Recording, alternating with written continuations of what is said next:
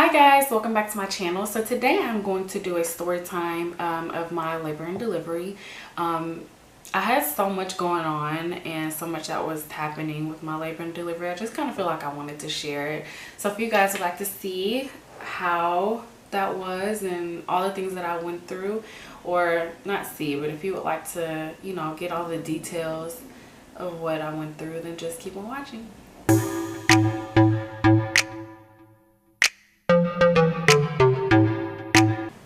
Okay, where do I start? All right, so I found out I was pregnant back in July of last year, 2018. I was kind of shocked. We were both kind of shocked. My fiance's name is Darius. We were both really shocked because we didn't think it would happen, but it did. So we found out we were pregnant. My pregnancy was, I actually had a very easy pregnancy.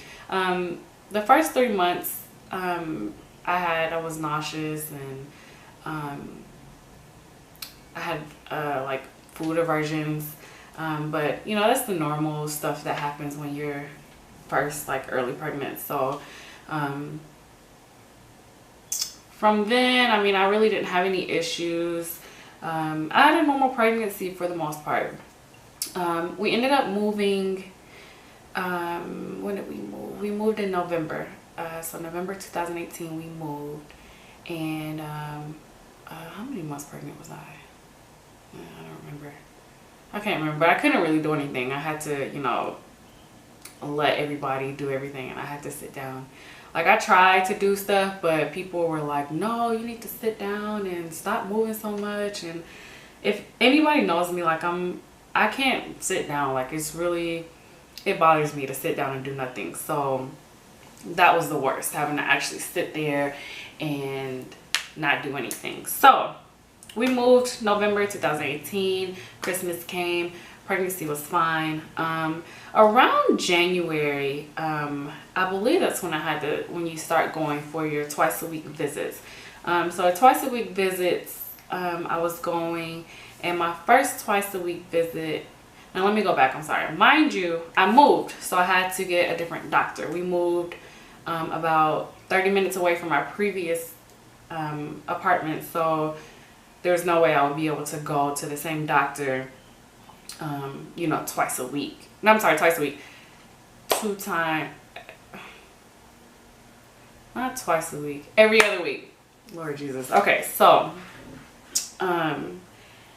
every other week visits, I would need somebody really close. And plus, like, being that we moved, I wanted to be able to have a hospital that's closer to me. If I wanted to deliver back, you know, where we were staying before, it's like almost a 30-minute drive. So there's no way I would be able to be in labor going 30 minutes away. So anyway, so we moved. I started visiting this new doctor, and whenever, I forget how many weeks you have to be pregnant when you start going twice a week.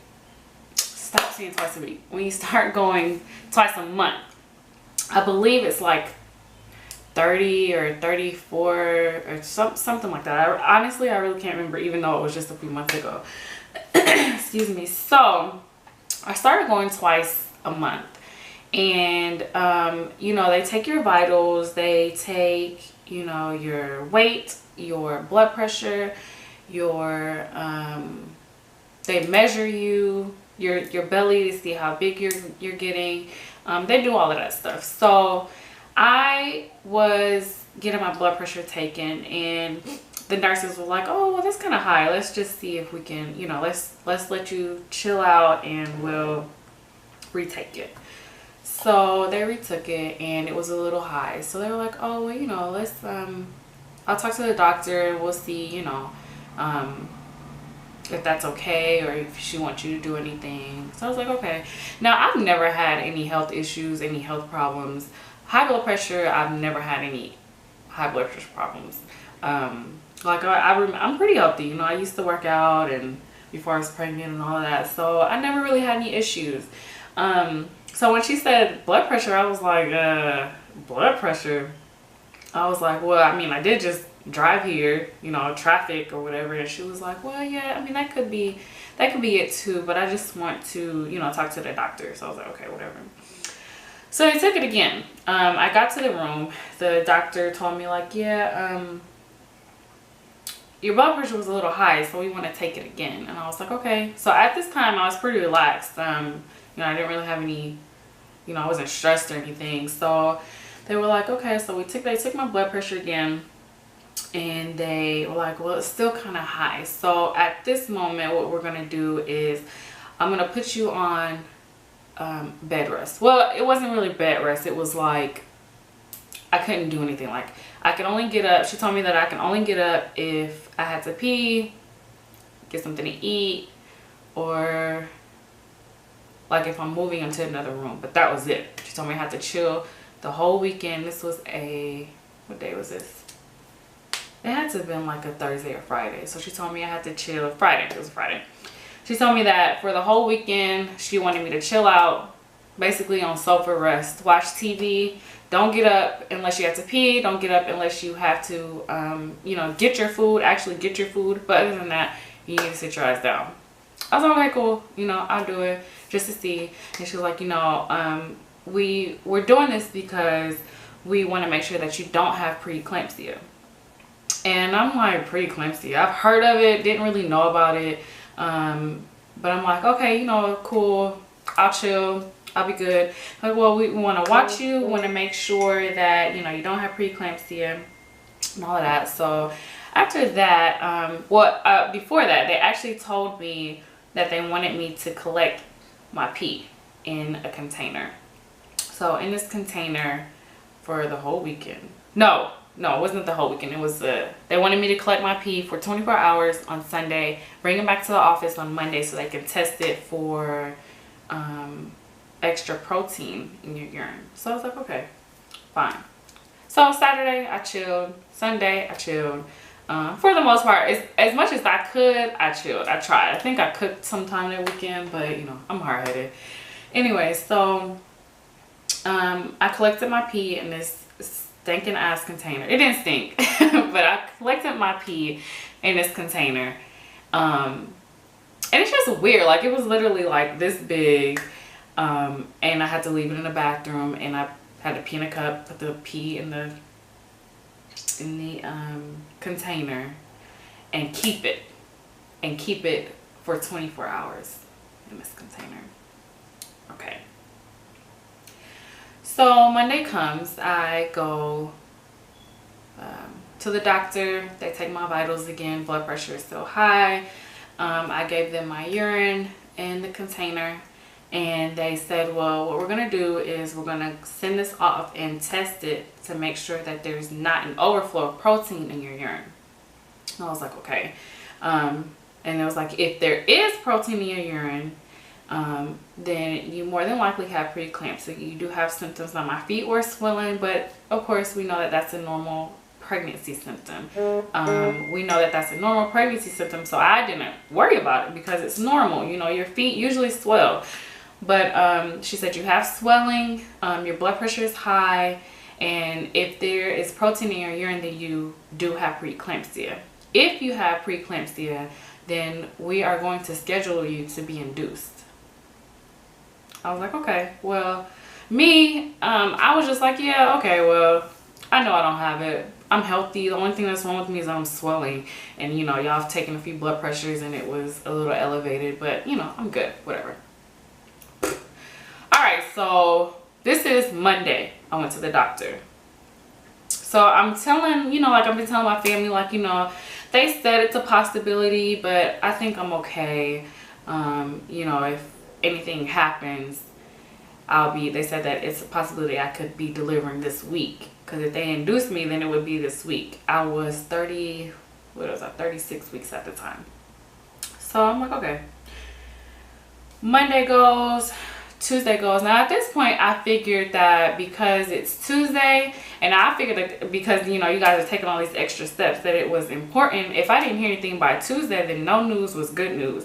So I didn't worry about it. You know, I didn't try to pack my bag. Well, I did pack my bag, but I didn't pack it make sure everything was there, or taking extra steps to make sure, you know, in case that I had to be induced this week.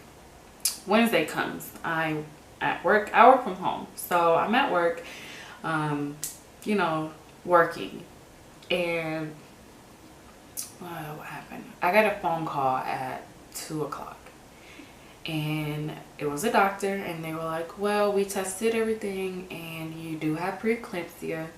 Excuse me. You do have preeclampsia. Your urine came back with extra protein, and because of your blood pressures, we don't want to overlook this. We want to go ahead and induce you today. I'm like, the fuck, today? Today as in today. And she was like, yeah, at 4 o'clock. It's 2 o'clock. You're calling me at 2 o'clock? And you want me to be induced at 4 o'clock? She was like, yeah, so go ahead and, you know, make sure your bag is packed and head over to the hospital at 4 o'clock. And I'm sitting here like stunned. Now, I knew that there was a possibility. Okay, I knew that there was a possibility, but I was like, no, I'm good. You know, I don't have any issues. 4 o'clock the same day. So I'm like looking real crazy. Like, I'm looking real crazy. I'm sitting in front of my computer screen, and I'm like, okay, I'm being induced today. Like today. Okay, so I was like, okay, so I get off the phone with her. I immediately call my fiance, and I'm like, babe, I'm getting induced today. He knew, you know, what could happen. I was like, I'm getting induced today. They told me to be there at 4 o'clock. So that's what I did. So my mother-in-law took me to the hospital. I got dressed. On the way there, I stopped and got a Checkers burger, 2 apple pies, fries, and a drink, Sprite. When I tell you, it was the best meal I feel like I ever had in my life. It was so good on my way to the hospital. I stopped because, you know, typically once you get there, you can't eat. They don't want you to eat. I don't know if it's changed, but they don't really want you to eat once you get there. You know, they start giving you medicine and stuff. So first I get there, they have to check you in. So they take your, you know, like your information, your insurance cards and all of that. They give you your little wrist tag, whatever the hell it is, you know what I'm talking about, the little wrist thing, the little piece of paper. So they give you that. They take you to the room. They start taking your vitals. They start, you know, they tell you have to get undressed with a little hospital gown, and all of that. So now luckily, you guys, I'm very particular with me. I got my hair done the day before in braids, in a braided ponytail. And I'm saying, like, I really think that it was God, because if I didn't get my hair done the day before, I would have been looking a hot fucking mess. Like, when I say a mess, I would have been looking a mess trying to deliver a baby. Anyway, so my hair was done. I think I did my eyebrows, and I put on some mascara, just, you know, just to be safe, just in case, you know, I need to take some pictures. And, you know, I was there, and they were like, all right, so we're gonna go ahead and, you know, give you the medication to induce you and all this. It can take a long time. And I'm like, okay, well, you know, it's 4 o'clock. By the time it's about 5:30. So it's about 5:30. I'm like, okay, we'll probably have a baby about 10 o'clock, 11, maybe 2, I don't know, something like that. We should have a baby soon. And they're like, well, this medication, we're going to give it to you, and we're going to wait 12 hours to see if you dilate. At the time, I think I was a ½ centimeter dilated, which is basically nothing. So we're going to see if they're going to give you this medicine, see if you dilate it. If you dilate. This medicine was like, I forget the name, and it was really weird, but it's a medicine that they actually put in you. And it looks like a piece of string.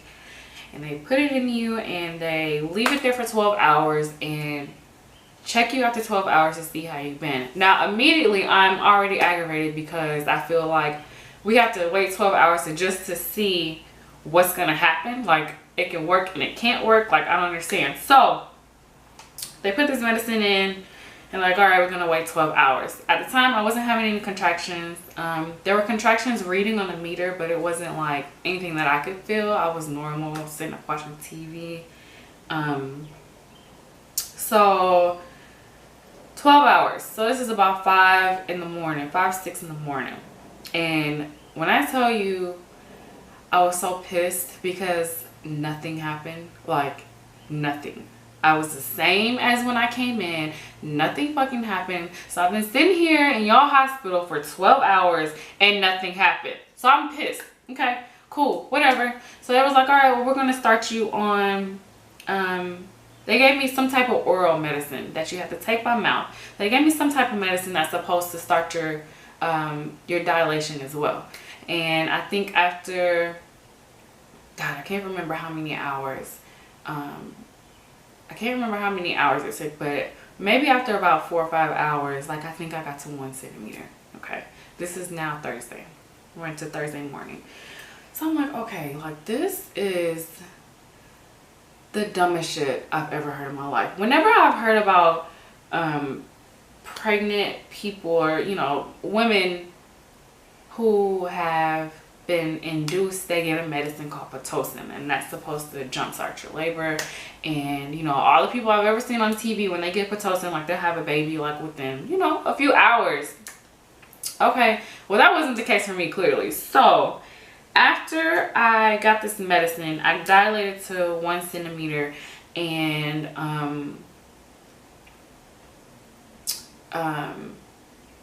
I think they then started me on the Pitocin.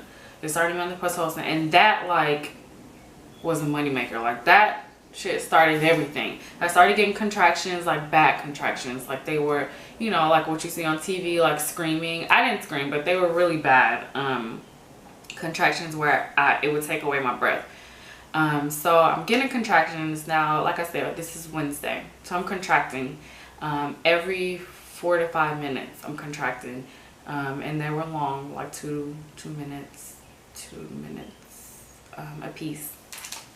And now we're contracting, and that's all that I did for the longest. Like, I felt like I was having contractions for 3 years and nothing was happening. So I'm having these contractions, and I was very slowly dilating, like slow as pie. Like, it was so slow.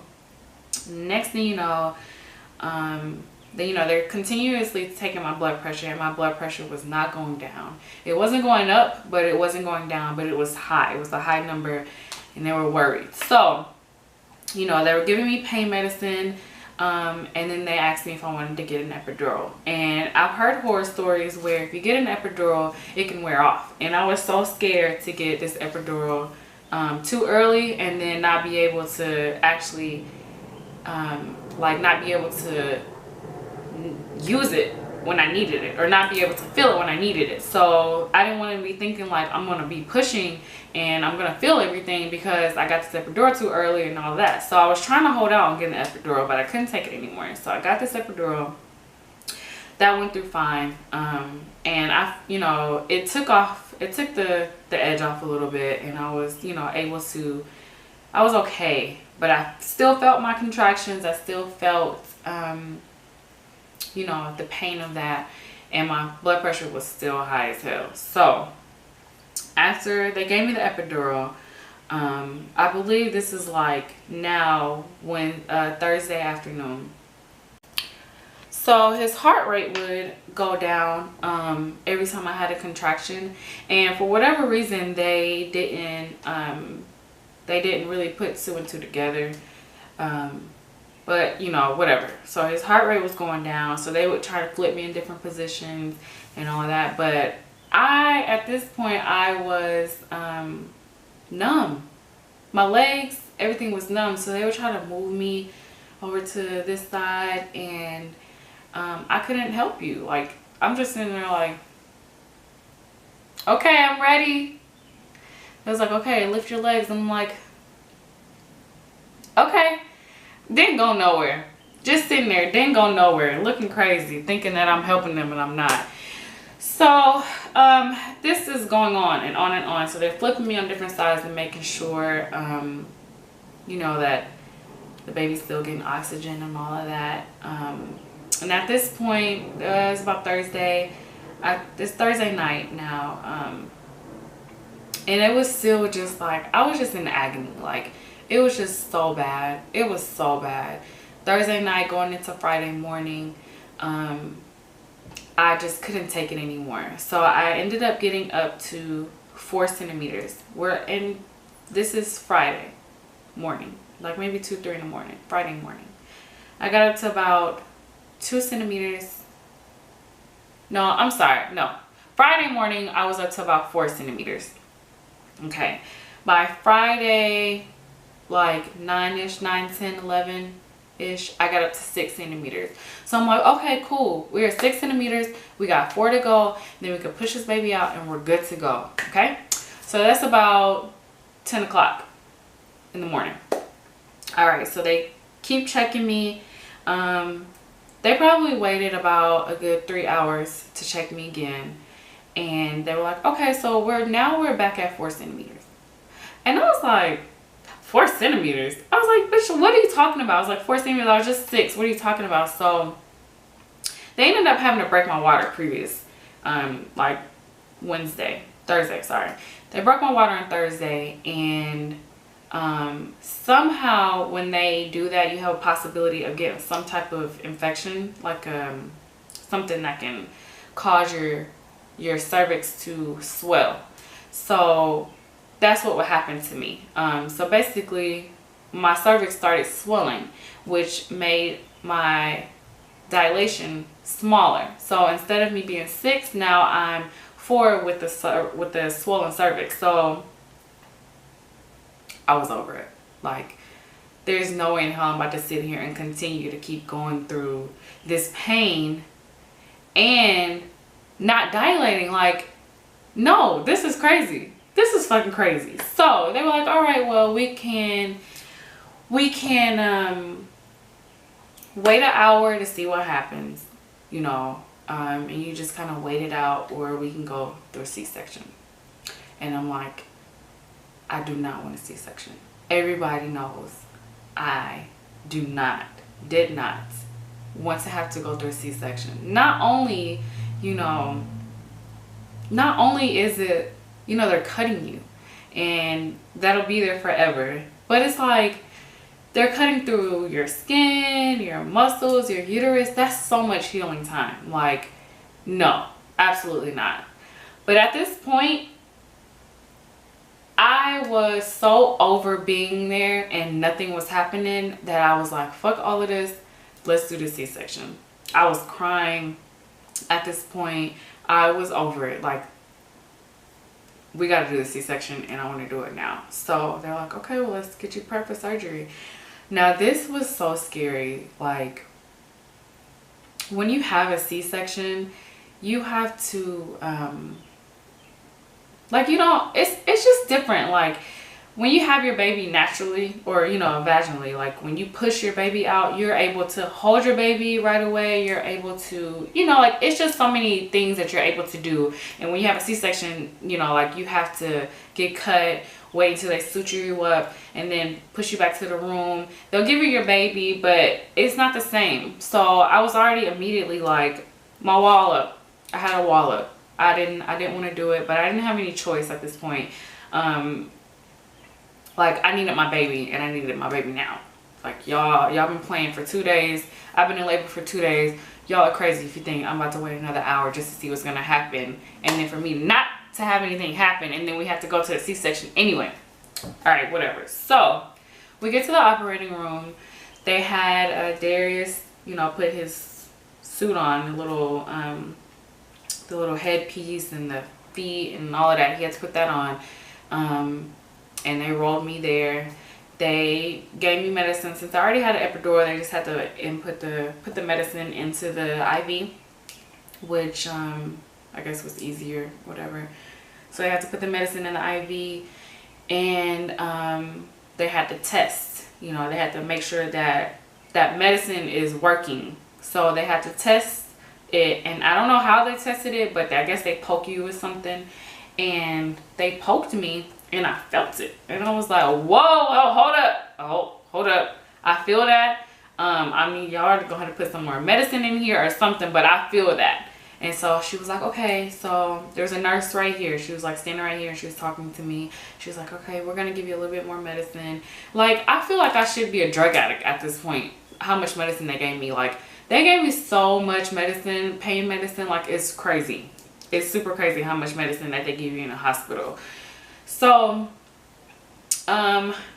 they tested again and it was good. So they start, you know, they're like, okay, well, we're gonna start cutting. By this point, Darius was on my right hand side, and you know, he was talking to me. We were just kind of talking to each other a little bit.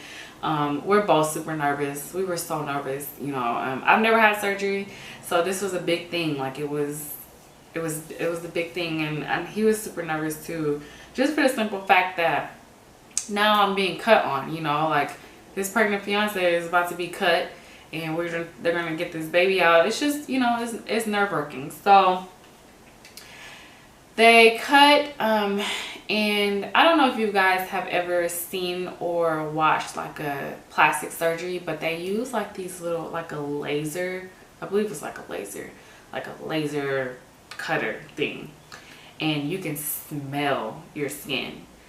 And I smelled it, and it was like, I don't know, it was disgusting. Like, you can smell it, but it's like, I don't know how to explain it, how it's like some type of cutter that they use like in surgery that cuts through, I guess it's faster. So, you know, they have to cut through the skin, any fat that's underneath my skin, then, you know, your muscles and your uterus to get the baby out. So now I did tell you that the baby is head down already. And once they got in there, like in my stomach, you can feel it. So it's not just like you're completely numb. Like, you can feel pressure. You can feel them like putting their hand in your stomach. Like, you can feel them moving stuff around. So like, I was like super freaked out because y'all are like in me. Y'all like have your hand in there and trying to get the baby out and all this. So they're like wiggling around. I could feel my stomach like literally like going like this and being stretched out and stuff. So they did reach down and they got the baby. And the craziest thing, the umbilical cord was wrapped around my baby's neck. Don't know how many times, but it was wrapped around my baby's neck, which is super scary. Like, just thinking if I did get the 10 centimeters, I would have tried to push out my baby, and he had the cord wrapped around his neck, like, you know, like, it's just scary for me. So, not only that, but how did y'all know that?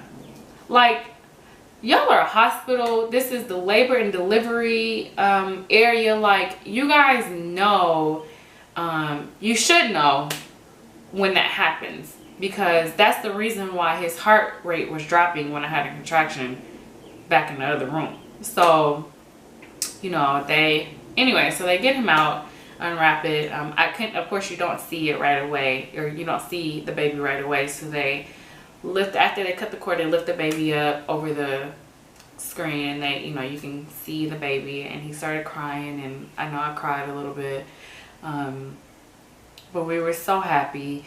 He started, you know, he was loud. He don't have a newborn cry. He had a loud grown man cry coming out. But yeah, so it was just a really long, drawn out process. Like, to be in the hospital for a total of 3 days just to have your baby on the third day is crazy. I was so over it. But they pulled the baby out. You know, they weighed him. He weighed 6 pounds 7 ounces. He was 19 inches long. He was born on February 22nd, 2019. So I was literally in labor for, I guess it would be 3 days, including Friday. So Wednesday, Thursday, Friday, I was in labor. And when I tell you, like, that would be the last, like, I do not want to go through that process again, ever. Like, having to go through all the things that I went through is real crazy. So, you know, they get my baby, and, you know, they sit me up. They, you know, suture me back up. They sit me up, and they handed him to me. and I was just looking at him. I was really in shock that I really had a baby, and he's here and he's in my arms and he's looking at me like, bitch, where's my food? It was just crazy. So but he came and he was perfect. I wouldn't change him for the world. I wouldn't change my labor for that, because he's perfection. I'll put a little picture up for him, but he's perfection. So